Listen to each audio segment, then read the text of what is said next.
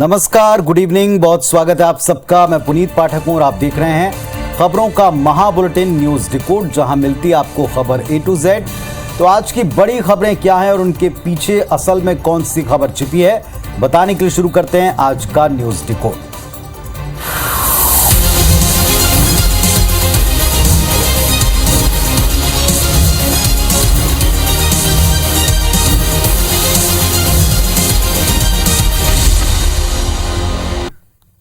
तो 2023 शुरू हो चुका है और यह है साहब चुनावी साल। चुनावी साल में हिसाब तो सबको देना पड़ेगा।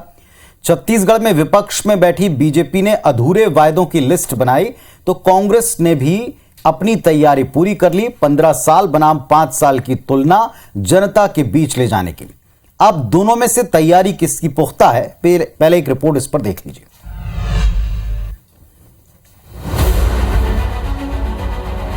छत्तीसगढ़ में इस साल आपको राजनीति का हर रंग देखने को मिलेगा।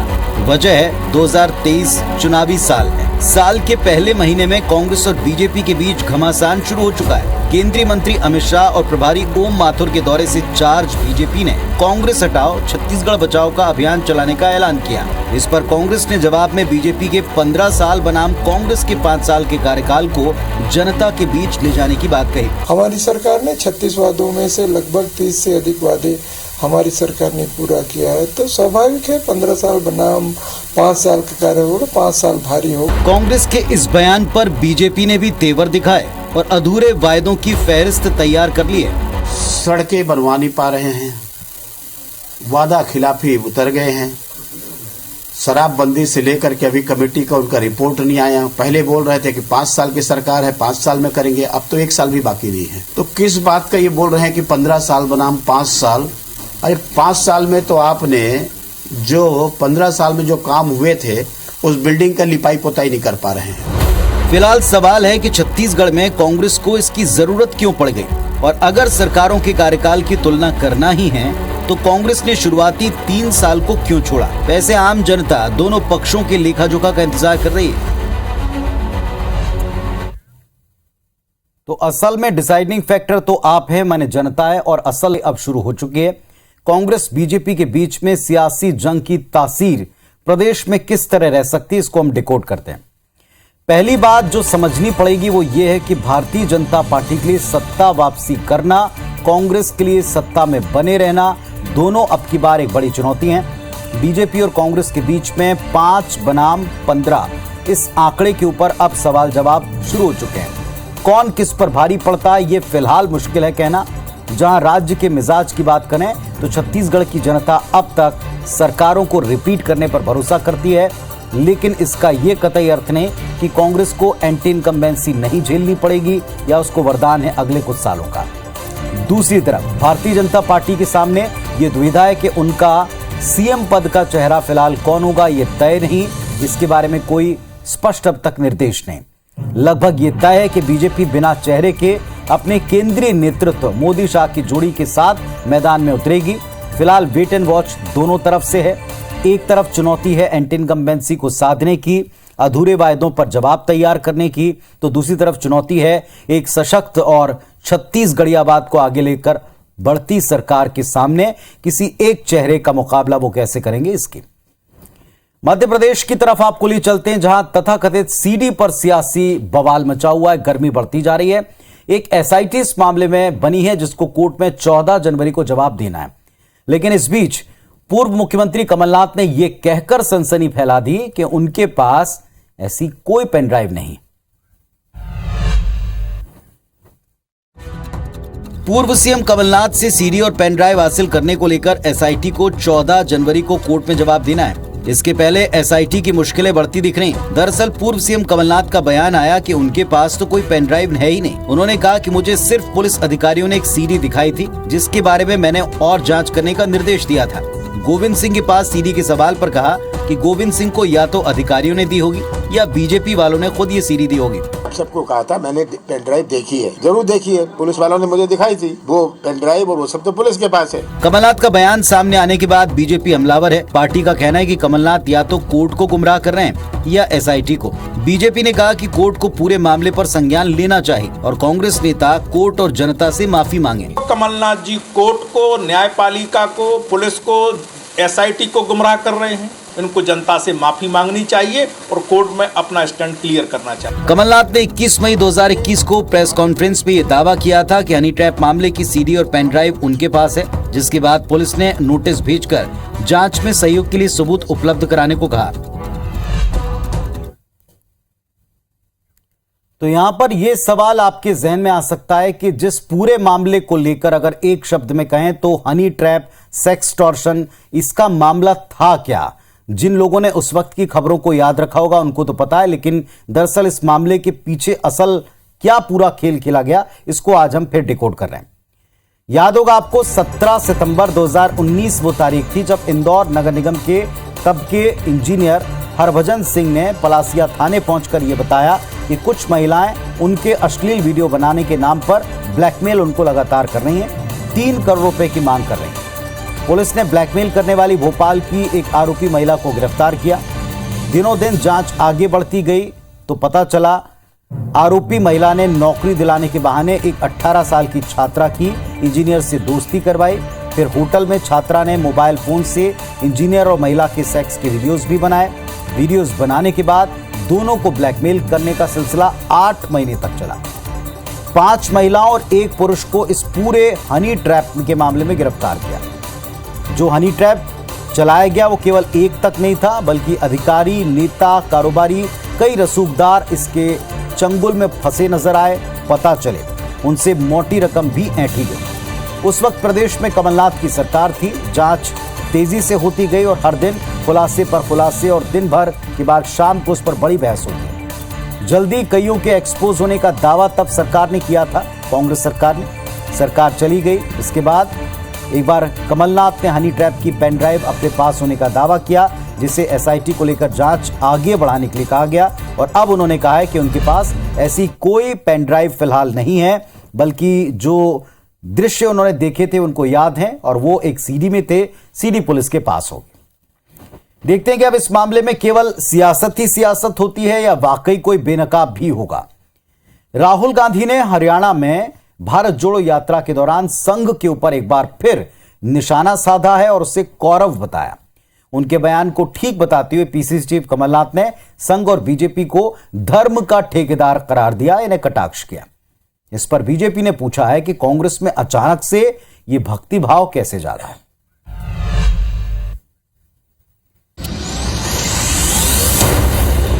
21वीं सदी के कौरव हाफ पैंट, खाकी हाफ पैंट पहनते हैं, हाथ में लाठी लिए होते हैं और शाखा लगाते हैं। राहुल गांधी ने एक बार फिर संघ को निशाने पर लिया है। इस बार उन्होंने संघ की तुलना कौरवों से कर दी। राहुल के सवालों की गूंज मध्य प्रदेश तक सुनाई पड़ी। पीसीसी चीफ कमलनाथ ने राहुल के बयान का समर्थन किया। बीजेपी को कांग्रेस का ये रुख रास नहीं आया और पार्टी प्रदेश मंत्री रजनीश अग्रवाल ने कांग्रेस को कटघरे में खड़ा किया। राहुल गांधी जी ने जो तुलना करी है उन्होंने कौरव से नहीं करी। उन्होंने बताया बीजेपी और आरएसएस का तो ये रूप है कि वो कहते हैं हमारी एजेंसी है, धर्म की एजेंसी हमने ली हुई है। कमलनाथ जी, आप और आपकी कांग्रेस पार्टी अचानक से ये भक्ति भाव क्यों प्रदर्शन करने लगी है? आपकी पार्टी वही है जिसके नेता कपिल सिब्बल कहते थे भगवान श्री राम का मंदिर 2019 के पहले नहीं बनना चाहिए। बहरहाल कांग्रेस भारत जोड़ो यात्रा को गैर सियासी यात्रा बता रही है। सवाल ये कि राहुल गांधी गैर सियासी यात्रा में राजनीतिक बयान क्यों दे रहे हैं? क्या राहुल बीजेपी के वोट बैंक में सेंधमारी चाहते हैं? ऐसे और भी सवाल हैं जिस पर दोनों दल अपनी रणनीति पर काम कर रहे हैं। तो जो बातें जग जाहिर हैं उसको अलग तरह से अलग प्रसंग बनाकर आखिर क्यों कांग्रेस पेश करे? कांग्रेस, बीजेपी, आरएसएस के बीच में एक जो त्रिकोणीय सा संघर्ष है, इसमें कौरवों की एंट्री हो चुकी है, आपने सुन लिया। लेकिन ये रिश्ता या ये अदावत है क्या, इसको डिकोड करते हैं। पहली बात, जो बात अच्छी तरह से समझनी है वो ये कि कांग्रेस ये अब अच्छी तरह जानती है और खुलकर कहती है कि बीजेपी की असल ताकत अगर कुछ है तो वो आरएसएस उसका काडर है। ये स्थापित सत्य है कि आरएसएस का काडर ही भारतीय जनता पार्टी की सियासी जमीन को और कमजोर इलाकों में पकड़ को मजबूत बनाता है। राहुल गांधी और बाकी के कांग्रेस नेता इसीलिए आरएसएस पर तीखे और सीधे वार करते हैं, कभी ये कहकर कि हम उनसे ट्रेनिंग ले रहे हैं, सीख रहे हैं, कभी ये कहकर कि ये गौरव है। आरएसएस वो संस्था है जो विचारधारा के बूते लोगों के बीच में जाती है, साइलेंटली उनको जोड़ती भी है और उनको एक विचारधारा विशेष के साथ अपने आप उसकी तरफ जाने के लिए प्रेरित करती है। राहुल जानते हैं कि बीजेपी का मुकाबला अगर करना है तो आरएसएस जैसी मजबूत संगठन का उनको मुकाबला करना है। अगर वाकई राहुल को भारतीय जनता पार्टी को मात देना है तो उन्हें बयान देने के साथ साथ कांग्रेस के संगठन को मजबूत करना पड़ेगा। काडर के सामने अपने कार्यकर्ता को मजबूती से खड़ा करना पड़ेगा। कांग्रेस जिस साफ विचारधारा के अभाव से जूझ रही है उसको सबसे पहले खत्म करना पड़ेगा। केवल कहने से काम नहीं चलेगा। ये बात कांग्रेस के वरिष्ठ नेता भी जानते हैं और ये बात कहीं ना कहीं संभवतः राहुल गांधी भी अब समझ गए। इधर छत्तीसगढ़ में विधानसभा चुनाव के लिए 1 साल से कम वक्त बचा है। रणनीति और हिसाब किताब के बारे में हम चर्चा कर ही चुके हैं। ऐसे में राजनीतिक दलों ने अपनी तैयारियां तेज की हैं। आखिर कौन सी ऐसी सीटें जिस पर राजनीतिक दल ज्यादा मंथन करें, जिसे हम विशुद्ध चुनावी गणित कहते हैं, इस रिपोर्ट में आप देखें।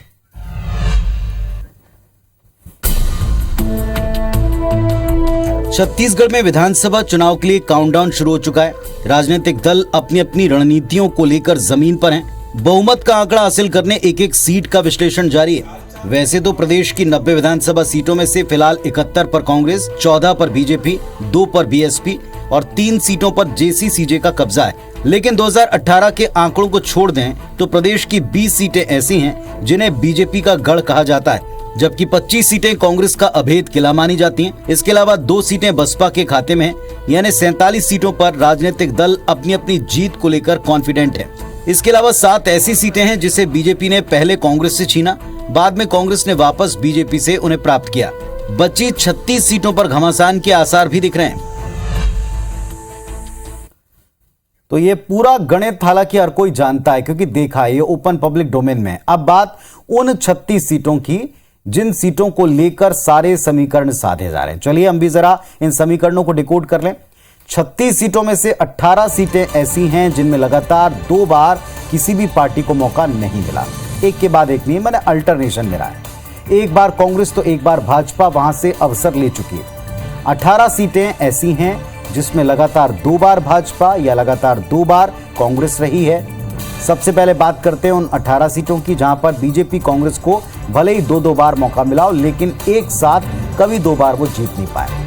14 सीटें, इनमें एक बार बीजेपी का टर्म है। वो सीटें प्रतापपुर, लैलूंगा, रायगढ़, सारंगढ़, सक्ती, सरायपाली, बसना, खल्लारी, महासमुंद, रायपुर उत्तर, आरंग, राजिम, सिहावा और भिलाई नगर की। वहीं 4 सीटें जहां पर कांग्रेस का टर्म है वो बिल्हा, अकलतरा, जांजगीर चांपा और दंतेवाड़ा। अब उन 18 सीटों को देखें जहां पहले 2 बार बीजेपी और बाद में 2 बार कांग्रेस जीती। पहले बीजेपी ने 16 सीटें जहां जीत दर्ज की, अब कांग्रेस के पास हुए हैं। उनमें प्रेमनगर है, भटगांव है, रामानुजगंज है, सांबरी, रायपुर ग्रामीण, संजारी बालोद, डोंडी लोहारा, गुंडरदेही, दुर्ग शहर, डोंगरगांव, भानु प्रतापपुर, कांकेर, केशकाल, कोंडागांव, बस्तर और चित्रकूट है। इसके अलावा कांग्रेस ने पहले जहां 2 सीटों पर जीत दर्ज की उसमें भाटापारा, चंद्रपुर की सीटें हैं। एक बार फिर चुनाव की बारी है और अब ये देखना है कि अब की बार ये जो अभेद किले हैं या ये जो पैटर्न है ये ब्रेक होते हैं या इसी पैटर्न को लोग आगे बढ़ाते हैं। चलिए देखना होगा कि इस चुनावी समीकरण या गणित जिसके ऊपर बीजेपी काफी एक्सरसाइज कर रही है, क्या उसको इसका कोई लाभ मिलता है। वैसे चुनावी गणित, चुनावी एक्सरसाइज, चुनावी जमावट में भारतीय जनता पार्टी का कोई जवाब नहीं, ये अब तक का इतिहास बताता है।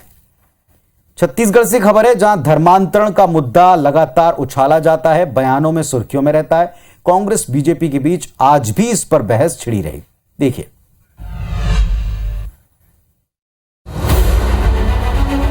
ये छत्तीसगढ़ कांग्रेस प्रदेश अध्यक्ष मोहन मरकाम और प्रदेश के आबकारी मंत्री कवासी लखमा हैं, जो अपने बयानों से हमेशा सुर्खियों में रहते हैं। आज ये दोनों माननीय एक बार फिर सुर्खियों में हैं। वजह भी जान लीजिए। आज कवासी लखमा और मोहन मरकाम ने धर्मांतरण को लेकर एक बड़ा बयान दिया। भारतीय जनता पार्टी के पास कोई मुद्दा नहीं है, इसलिए धर्मांतरण और अन्य मुद्दों को लेकर जा रहे हैं, तो स्वाभाविक है उन्होंने 15 साल में कुछ नहीं किया। ये जितना भी धर्म बने हैं, ये भारतीय जनता पार्टी के समय केदार के समय बने। केदार सुना आपने।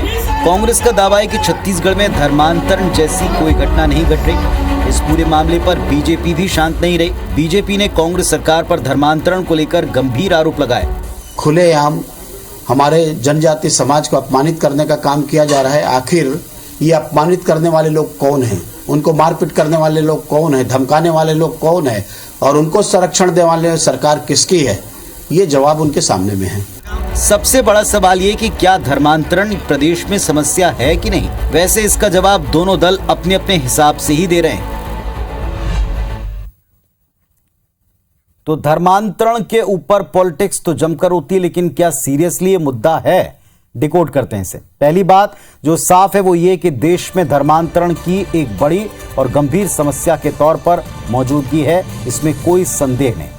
मध्य प्रदेश का दमोह, छत्तीसगढ़ का नारायणपुर, ये ताजा मसले हैं जो हम डील कर रहे हैं, देख रहे हैं। कभी समस्या से मुंह मोड़ने से क्या कोई समस्या हल होती है? उत्तर सबको पता है, कतई नहीं।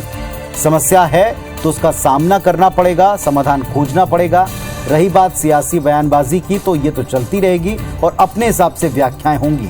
पर सच ये है कि मिशनरीज पर लालच देकर गरीब, आदिवासी और दलित समुदाय के लोगों का धर्म परिवर्तित कराने का आरोप पहले भी लगा है। हर बार ऐसा हो जरूरी नहीं, लेकिन ये आरोप अगर लगातार लग रहा है तो फिर इसके पीछे विदेशी फंडिंग और इसके तमाम एंगल्स को जांचा जाना बहुत जरूरी है, क्योंकि जबरन या लालच देकर अगर आप धर्म परिवर्तित कराते हैं तो ये कायदे से, नियम के मुताबिक अपराध है। लेकिन इसके बाद भी धर्मांतरण की घटनाओं पर अंकुश ना लगना या जबरन धर्मांतरण या लालच वाला धर्मांतरण, इस पर दावे के अनुरूप काम ना होना, ये चिंताजनक स्थिति है, क्योंकि आगे जाकर ये समाजों के संघर्ष में तब्दील हो सकती है, जैसा पिछले दिनों हम छत्तीसगढ़ में भी देख चुके हैं। आज के दौर में जो जितनी घटनाएं घट रही उन सब पर अगर आप नजर डालें तो सबसे इंपॉर्टेंट इवेंट आपने इंदौर में देखा, जहां 3 दिवसीय प्रवासी भारतीय सम्मेलन खत्म हो चुका है। समापन अवसर पर देश की राष्ट्रपति द्रौपदी मुर्मू आई। विभिन्न क्षेत्रों में उत्कृष्ट कार्य करने वाले प्रवासी भारतीयों का सम्मान भी किया और बड़े आत्मीय तरीके से, बेहद अपनेपन से मुख्यमंत्री ने सबको विदा दी।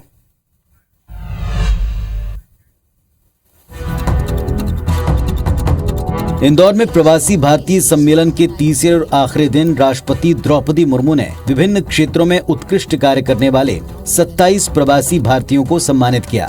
उन्होंने कहा कि भारत वसुधैव कुटुंबकम की भावना से काम करने में लगा है। वहीं सीएम शिवराज ने दूसरे दिन हाथ जोड़कर प्रवासी भारतीयों से माफी मांगी। Presiding over the G20 this year with the theme One Earth, One Family, One Future. This theme, inspired by our ancient philosophy of Vasudhaiva Kutumbakam, reflects India's commitment to just and equitable growth for all in the world. Indore में बुधवार से 2 दिवसीय global investor summit का आयोजन शुरू हो रहा है, जिसमें 68 से अधिक देशों के बिजनेसमैन और इन्वेस्टर्स के साथ साथ देश के 68 से अधिक उद्योग समूह शामिल होने पर सहमति दे चुके हैं। वहीं इन्वेस्टर समिट को लेकर पूर्व मुख्यमंत्री कमलनाथ ने आज भी निशाना साधा। हम तो स्वागत करते हैं जिनका भी, जो भी इन्वेस्टमेंट समिट में आए, पर आप केवल भाषण से ही इन्वेस्टमेंट नहीं आ सकता। एक और चुनावी साल में सरकार की कोशिश है कि वो प्रदेश में निवेश लाकर रोजगार के अवसर बढ़ाए, तो विपक्ष सरकार की नीतियों को लेकर लगातार घेराबंदी कर रहा है। तो प्रधानमंत्री ने शुरू किया, देश के राष्ट्रपति ने सम्मानित किया और जिस अंदाज में खुद सीएम साहब ने, मुख्यमंत्री जी ने विदाई दी, वो बड़ा आत्मीय था और उनका ये अंदाज लोगों से कनेक्ट ही उनको हर बार बाकी पॉलिटिशियन से थोड़ा अलग खड़ा करता है। लेकिन मूल सवाल वही कि इन सब का असर प्रदेश में, इंदौर में तरक्की के तौर पर कैसा दिखता है, रिस्पॉन्स जमीन पर कितना आता है, चलिए ये देखेंगे हम। खबर अगली विदिशा से, जहां रिश्वतखोरी से परेशान शख्स ने कुछ ऐसा किया जो कम ही होता है, जिसकी उम्मीद खुद अधिकारियों तक ने नहीं की। क्या किया, देखिए। ये उम्मीदों की गुल्लक है, ये बेहतर कल के लिए जमा की जाने वाली रकम की गुल्लक है, ये बच्चे की बचत की गुल्लक है। और आज ये गुल्लक रिश्वतखोरी से निजात दिलाने की गुल्लक बन गई। तस्वीरें विदिशा की, जहां कलेक्ट्रेट में चल रही जनसुनवाई के दौरान एक पिता अपनी बेटी का लाडली लक्ष्मी में नाम दर्ज करवाने के लिए गुल्लक लेकर पहुंचा। दरअसल पीड़ित अपनी बेटी का लाडली लक्ष्मी में नाम जुड़वाने के लिए अपने ही गांव के सरकारी दफ्तरों के कई चक्कर काट चुका है, लेकिन लचर सिस्टम की वजह से बेटी का नाम लिस्ट में शामिल ही नहीं हुआ। इतना ही नहीं, पीड़ित ने आंगनबाड़ी कार्यकर्ताओं पर 800 रुपए तक खर्च कर दिए, लेकिन वहां भी निराशा हाथ लगी। थक हार कर पीड़ित ने जन सुनवाई का रास्ता चुना और अपनी बेटी की गुल्लक यानी पिगी बैंक को उठाकर उसे रिश्वत के तौर पर विदिशा कलेक्टर को देने के लिए निकला।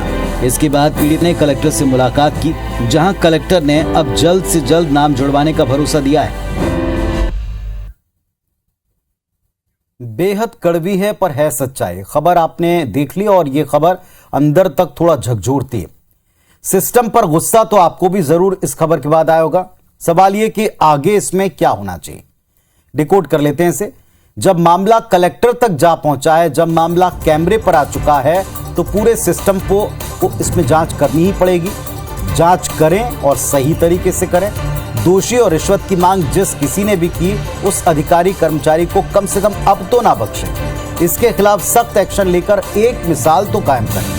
कलेक्टर को यह बात निश्चित तौर पर सुनिश्चित करनी चाहिए कि सरकारी योजनाओं का जमीनी तौर पर क्रियान्वयन ठीक से हो, वो भी ऐसी योजना जो कि महत्वाकांक्षी सरकार की मुखिया की नजर है। आम लोगों को विदिशा के इस पिता से सबक लेना चाहिए और भ्रष्टाचार के खिलाफ खुलकर अपनी आवाज बुलंद करनी चाहिए। आज के न्यूज डिकोड में बस इतना ही। कल फिर से दिन की खबरों को, महत्वपूर्ण खबरों को डिकोड करने के लिए इसी वक्त पर हम मिलेंगे। नमस्कार।